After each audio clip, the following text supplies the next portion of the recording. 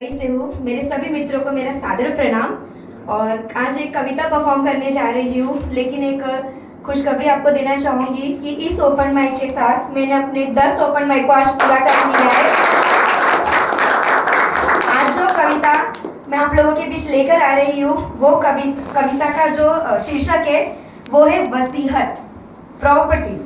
तो इस कविता में आपको एक यात्रा दिखेगी कि माता पिता की नज़र में प्रॉपर्टी क्या होती है, उनकी क्या भावनाएं होती है, उसका एक सहज वर्णन मैंने इस कविता के माध्यम से किया है।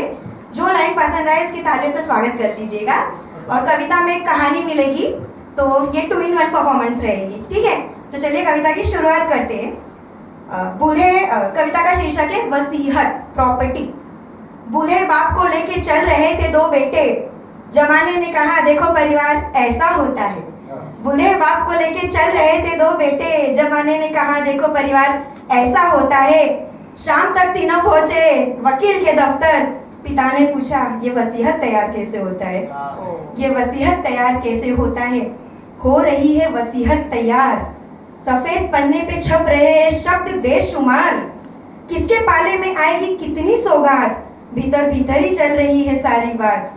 अब वकील ने पूछा जनाब किसको कितनी संपत्ति बांटूं, आप जैसा बोले मुझे वैसे गहने बहुओं में छाटूं। आपके लिए कौन सा घर हटा दूं, आप जो बोलो वो वसीयत बातें में लिखकर बता दूं। कल को कलेश से ना हो आपका ही घर खराब, एक एक का कर दो मालिक बैठ के तुम आज हिसाब। बाप ने पसीना पोंछा लिया गहरी सांस, मत रखो कोई भी घर मेरे लिए, सब बांट दो आसपास। परिवार में नहीं होगा कभी कोई कलेश पानी, खत्म कर दो तुम देख के जल्दी से ये जायदाद की कहानी। पर वकील साहब इस घर के ईंट पत्थर का भी तुम इसमें हिसाब लिख देना, कैसे किया था सब जमा वो किताब में लिख देना। कैसे कितना कर्जा लेकर पीछे की दीवार को बनाया, साहूकार को सूत में बीवी के कंगन में दे आया।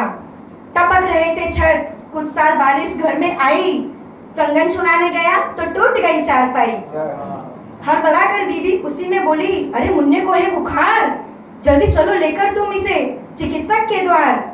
दिन की कमाई से मैं स्वास्थ्य खरीद लाया, मुन्ने को फिर से हरा भरा कर आया।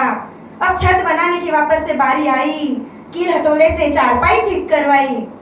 ये सिलसिले में मेरी जिंदगी बीत गई, कभी दुख कभी सुख कभी जिंदगी जीत गई।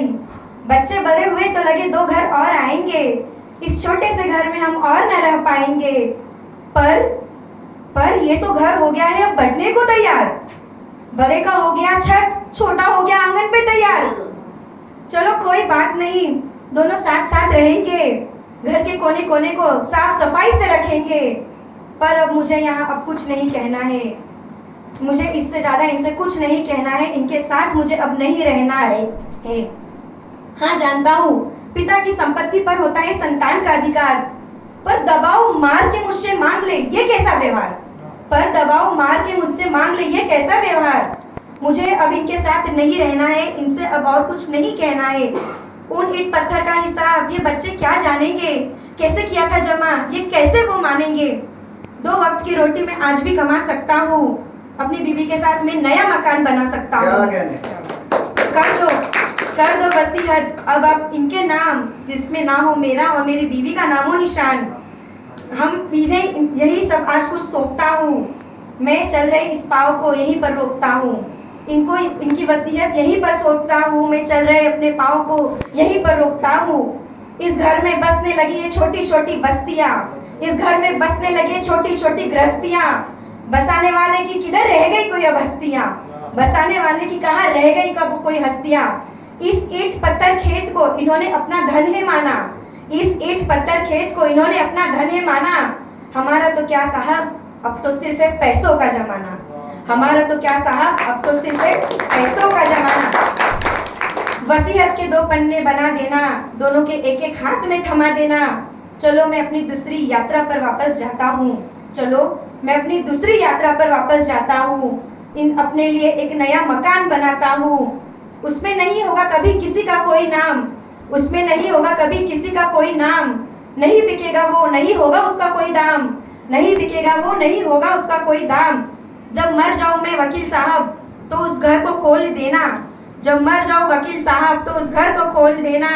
गली के हर जरूरतमंद से तुम जाकर ये बोल देना कि आकर करना तुम यहाँ धूप बारिश में विश्राम, कि करना आकर तुम यहाँ धूप बारिश में विश्राम। चलता हूँ मालिक अब चलो राम राम, चलता हूँ मालिक अब